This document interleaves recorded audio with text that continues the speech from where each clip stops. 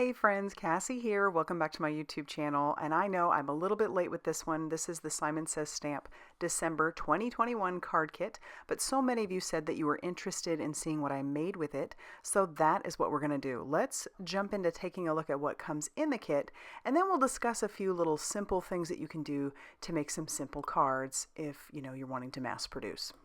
So let's speed this up. The first thing you're going to get in your kit is some Tim Holtz Ranger Icicle Distress Crackle Paste.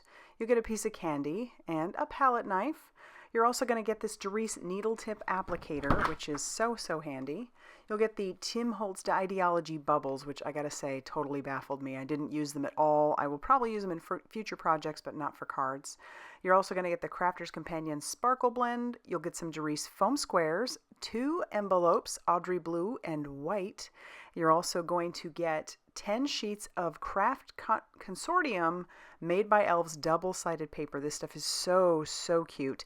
And I think some people got the 5 sheets of Craft Consortium made by ELVES, but mine is something else. I think mine is it's SNOME time, and I think it's just as cute, but these are super fun to make lots of cards, and I'll show you what I do because I end up making cards with pretty much all those. But it's neat because they come with different layers, and there's lots of different ones in there, 5 of them.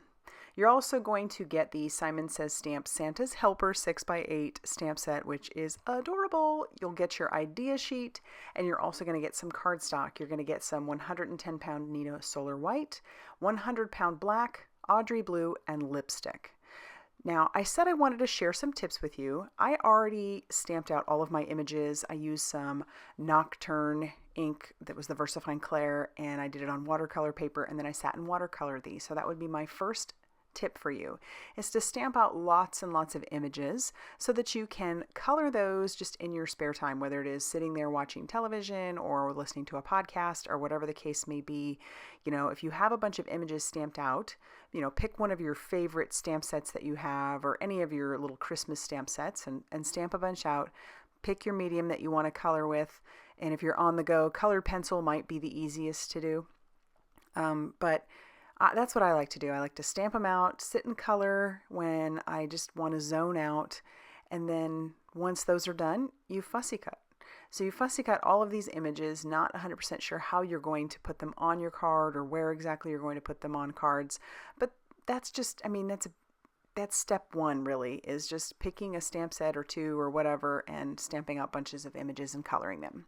The next thing I would say would be to pick some very simple layouts, especially if you're wanting to mass produce simple layouts like rectangle, add a circle, stick your image down. Those are like the best way to mass produce cards for Christmas. And I mention this now because we're in January, and I actually almost ran out completely of Christmas cards, and I don't want to do that again. So I really do want to start a little bit sooner. So I know I'm not the only one who had this kit and it sat there for a little bit. So break it out, baby, break it out and start stamping and coloring so you can get a head start on all those Christmas cards that you have to send or that you want to send.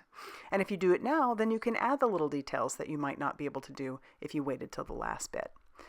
So as far as fussy cutting goes, I know that a lot of you don't enjoy doing that. I know there is a matching die for this set, so I have that linked down below, but I don't mind fussy cutting. I kind of feel like it's just one of those things that I'm able to zone out and do, and it just doesn't bother me. So that's another thing to consider. Either grab your silhouette and you can cut all these babies out if that's something that you have, or whatever you might have, your die cuts, or if you're like me, then fussy cut. And so once we're done fussy cutting these images out, I'm going to leave the one because I'll show you that one's going to go for the first card that we make. And all I'm going to do is trim this down. Originally this was a 4 1/4 by 5.5 inches, but I want to trim this down so that I can have that AUDREY blue cardstock showing in the background. So I'm going to end up trimming this down about 3 3/4 to 5 inches. And then my card base, like all of them, is going to be A2 size. So it's going to be 5.5 inches by 8.5 inches, scored at 4 1/4. I'll pull out the sentiments that I want, and we are going to stamp these directly onto that paper. I've already adhered this down, but I'm going to pull out that VersaFine Clair Nocturne ink and stamp out the Merry Christmas. And then that's going to finish off the first card. I do come back later with the icicle paste, crackle paste, and I use that on it. So you could probably see that in the picture. Moving on to card number 2, another simple layout. We're going to make this actually look a little bit like a scene, even though that's got candy canes all over the background. Because it's blue, it kind of gives the illusion of sky, and then I cut down the bottom of our image here to make it look like they're standing on snow. So because I did that, I do want to bring in some more of that watercolor just to add a little bit of shadowing and shading underneath them to make it look like they really are standing in the snow. So that'll really add to my scene. And those are the Daniel Smith watercolors that I used. I have some little half pans of them. I've got them, the names of them written down somewhere, and I do have a swatch of each of them. But yeah, this is what I do. I take this with me, my stamped images, if I'm going to watercolor them, and then just sit and watercolor and have a good time. Use one of these little Ranger watercolor brushes, and it's perfect. For the rest of my sentiments, I do end up stamping them out on the black cardstock that came in the kit. I use some juicy embossing ink. I did use a magic powder bag over the top of that, and then I'm going to cover that with some alabaster embossing powder by Brutus Monroe, and then I'll heat set that till that is smooth and melted. And like I said, I'm going to do this for all of the rest of the cards that I make. And I'm going to trim those down using the guillotine trimmer. The guillotine trimmer is a good friend of mine. If you haven't seen me before, I use this baby on the regular, so it's probably one of my favorite tools. Probably should come out with a video of just my absolute favorites, the ones I use all the time. And if you watch me, you know what those favorites are. But yeah, this is great for cutting down those sentiments. And then I'm going to go ahead and add foam tape to the back of my images just to add a little something since these are fairly simple. But again, you could bypass this if you're mass producing. You wouldn't have to do that. And then I'll peel off that release paper, stick our little elves down on the bottom of our paper. I do decide I want to trim this down. I want there to be a little bit of a red border on that right hand side, so I'm going to trim down about 1/8 of an inch off of each of the long sides. And again, the guillotine trimmer is perfect for that, even cutting through that foam tape. And then I put foam tape on the back of my sentiments, but we're going to go ahead and adhere this down to our red card base. That's that lipstick red that came in the kit. Pop that down on there, a little bit of a red border, and then we'll peel off the release paper on these little sentiments. This one's cute. Have your elf a merry little Christmas. And that's card number 2. Super cute. So fun. I love that little image. All right, then we're going to move on to card number 3. Another super simple one. I have the paper, the pattern paper cut down to 4 inches by 5.5 inches.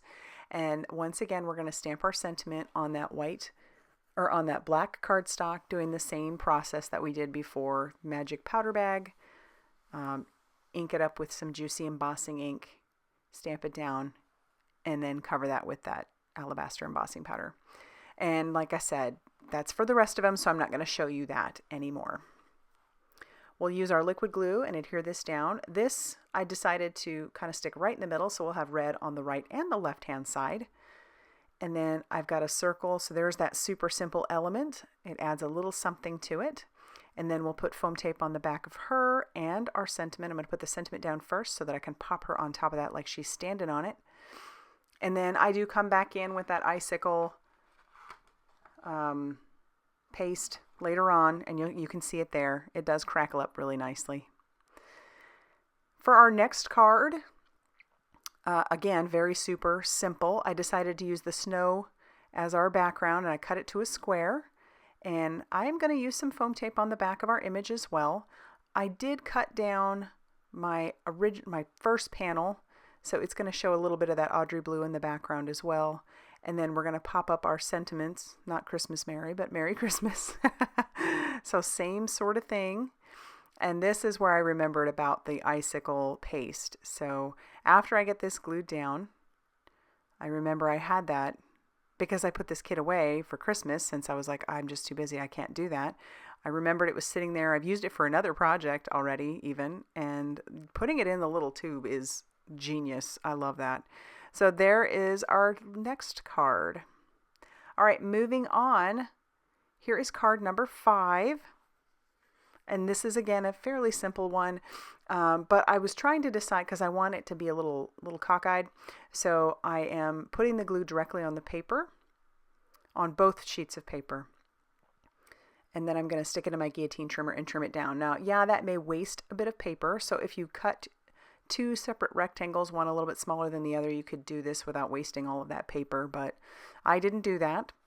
And then once again with a circle, and we'll glue that down. And this time I am going to put foam tape on the back of him, but our sentiment I am going to just glue down. And I grab the Merry Christmas again, trying to decide how I want that, and I decide I'm going to take the Merry and put that in the upper left-hand corner and Christmas in the lower right-hand corner. And then I'll attach this panel to the front of a white card base using that same liquid glue. And that'll finish off card number 6, or 5. This was card number 5.